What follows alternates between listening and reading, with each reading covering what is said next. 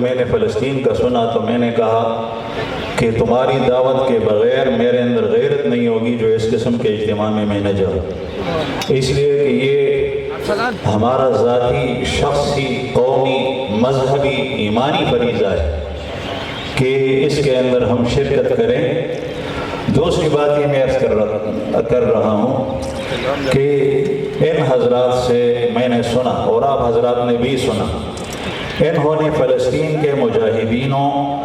اور فلسطین کے مسلمانوں، بیواؤں اور شہداء کی امہات، ماؤں کی طرف سے جو ہمیں باتیں سنائیں، تو اس میں ایک بات یہ تھی کہ یہود وہ بھاگ رہے ہیں، جو ان کے عوام ہیں وہ بھی، اور جو ان کے لڑنے والے ہیں خبیث وہ بھی مجاہدین کے مقابلے میں میدان چھوڑ رہے ہیں، اور میدان کے اندر مجاہدین ہیں۔ جس طرح غزوہ احد کے اندر رسول اللہ صلی اللہ علیہ وسلم زخمی حالت میں صحابہ کرام کے ساتھ تھے، اسی طریقے سے غزہ کے اندر لڑنے والے مجاہدین اللہ کے راستے میں وہ میدان کے اندر ہیں اور یہود میدان سے بھاگ رہے ہیں۔ اور میں اس کو فتح کہتا ہوں، عظیم فتح۔ یہ یاد رہے کہ ذلت اور شکست وہ ہوتی ہے جس میں میدان کو چھوڑ دیا جائے۔ دوسری بات میں یہ عرض کرتا ہوں کہ ذلت اس کو کہتے ہیں کہ جس میں دشمن اور مخالف کی بات کو تسلیم کی جائے اور اس کے اشارے پر، اس کی ایما پر، اس کے کہنے پر اٹھک بیٹھ کی جائے۔ حالانکہ آپ حضرات نے ان سے سنا کہ مجاہدین اور فلسطین کے مسلمان، مائیں، بہنیں، بچے اور لڑنے والے مجاہدین وہ کبھی بھی یہود کے ساتھ بات سننے کو تیار نہیں ہیں، وہ مذاکرات کے لیے تیار نہیں ہیں۔ ان کے عزائم میں پختگی آ رہی ہے دن بدن، اور اصل فتح اور قوت وہ عظیمت ہے، اور خصوصاً مسلمان کی عظیمت کے پیچھے ایمان کی ٹانک ہے، ایمان کی قوت ہے۔ اور یاد رہے کہ پہلوانی اور قوت اس کو نہیں کہتے کہ جس میں طاقت زیادہ ہو، بلکہ پہلوان وہ ہے کہ جس کی اعصابی قوت اتنی مضبوط ہو کہ جو اپنے اعصاب کی وجہ سے دوسروں پر چڑھ جائے۔ شیر کی قد و قامت اتنی نہیں ہے جس طریقے سے ہاتھی کی ہے، ہاتھی بڑا ہے، طاقت بھی اس میں زیادہ ہے، لیکن شیر کے اعصاب مضبوط ہیں تو ایک ہاتھی نہیں، 10-20 ہاتھی اس کے مقابلے میں بھاگ رہے ہیں۔ تو چاہے یہود ہتھیار کے اعتبار سے،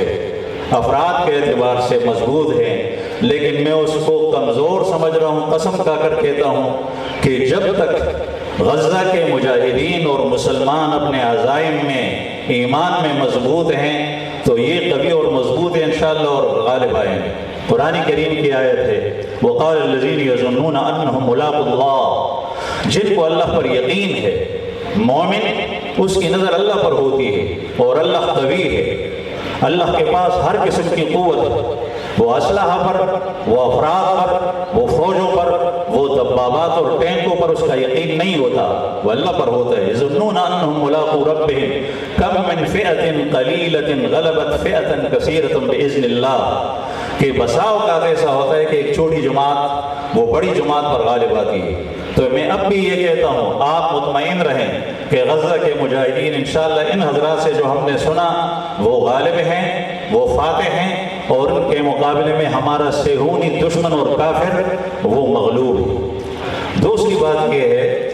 کہ یہ حضرات آئے، آپ کے پاس آئے، آپ کے دروازہ کٹکھٹانے کے لیے آئے۔ مومن کے اندر ایمانی صفت ہے کہ جو اس کو کچھ کہنے کے لیے آتا ہے وہ دروازے پہ آتا ہے، اس کی بات سنتا ہے، جو فریاد لے کے آتا ہے اس کی فریاد سنتا ہے۔ یہ حضرات اپنی فریاد لے کر آپ کے پاس آئیں، بتا سو کہ یو ایمانی جذبہ دا یو ظلم دا علاقی دا پختنو خپل خوی دے اغدا دے تو دشمن دے تو وہ اجماع پناہ راکا، ما تا روٹائی راکا، ما تا اوبر راکا، زوگے مزتگے ما تا خوراک سکاک ضرورت دے، نو اغد دشمن تا پناہ ورگئی،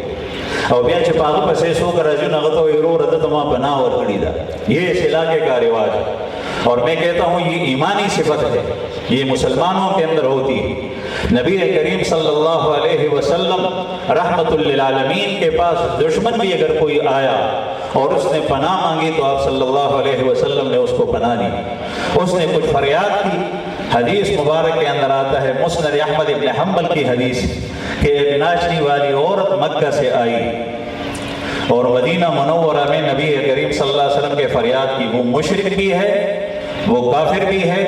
اور اس کا پیشہ بھی جائز نہیں ہے۔ مسند احمد کی روایت ہے، رسول اللہ صلی اللہ علیہ وسلم سے پیسے مانگے، میرے ساتھ مدد کرے۔ آپ صلی اللہ علیہ وسلم نے ارشاد فرمایا کہ تم اپنے پیشے پر تو بہت سارا کماتی ہو۔